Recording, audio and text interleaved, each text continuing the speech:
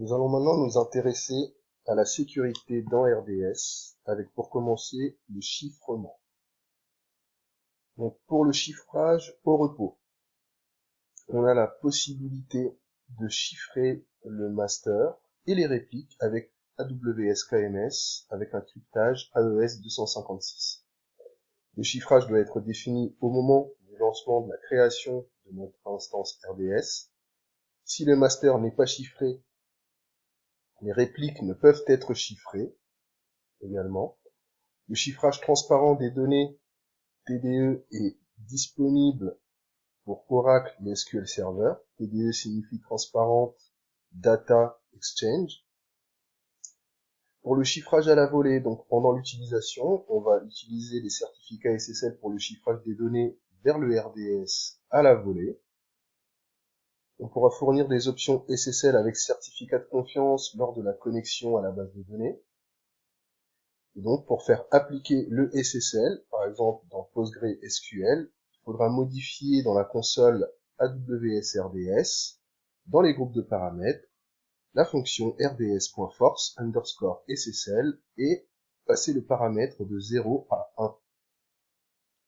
Pour MySQL, une fois que la base de données est créée, on se connecte à la base de données, puis on va accorder l'accès à notre utilisateur Christian que l'on a créé tout à l'heure, depuis %, n'importe où, et en forçant le require SSL. Ensuite, comment chiffrer? Donc, pour le chiffrage des sauvegardes RDS, les instantanés de base de données RDS non chiffrés ne sont pas chiffrés.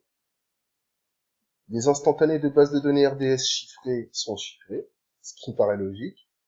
On peut copier un instantané à l'intérieur d'un instantané chiffré. Ça devient assez compliqué, mais on verra ça un petit peu plus tard.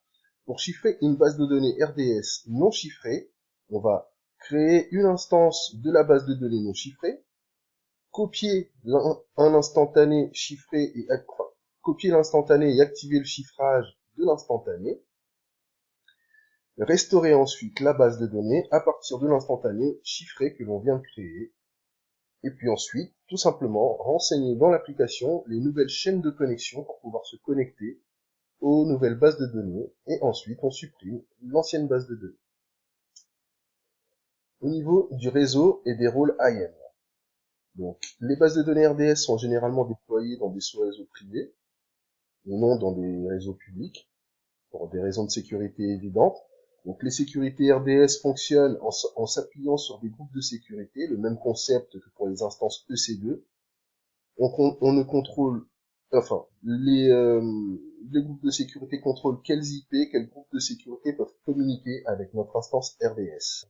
Pour la gestion des accès, les stratégies IAM permettent de contrôler qui peut gérer AWS RDS par le biais de l'API RDS. Les traditionnels noms d'utilisateurs et mots de passe peuvent être utilisés pour se connecter à la base de données. Et on peut utiliser une authentification basée sur IAM pour se connecter à RDS si on fait tourner du MySQL ou du PostgreSQL. Le mécanisme d'authentification IAM. L'authentification à la base de données avec IAM fonctionne uniquement avec MySQL et PostgreSQL. Dans ces cas de figure, on n'a pas besoin d'un mot de passe, juste d'un jeton, un token, d'authentification obtenu par appel API vers RDS. Le jeton d'authentification obtenu a une durée de vie de 15 minutes. Et donc, dans cet exemple, on va voir qu'on a donc notre instance ici qui est dans un groupe de sécurité EC2, notre base de données MySQL qui est dans notre groupe de sécurité RDS. On va créer un rôle IAM qui aura la possibilité d'aller requérir un jeton d'authentification dans RDS. Une fois que ce jeton d'authentification est obtenu, notre instance pourra, par le biais d'un chiffrement SSL, passer le jeton au groupe de sécurité RDS qui lui renverra les informations demandées. Quels sont les avantages à cette méthode d'authentification?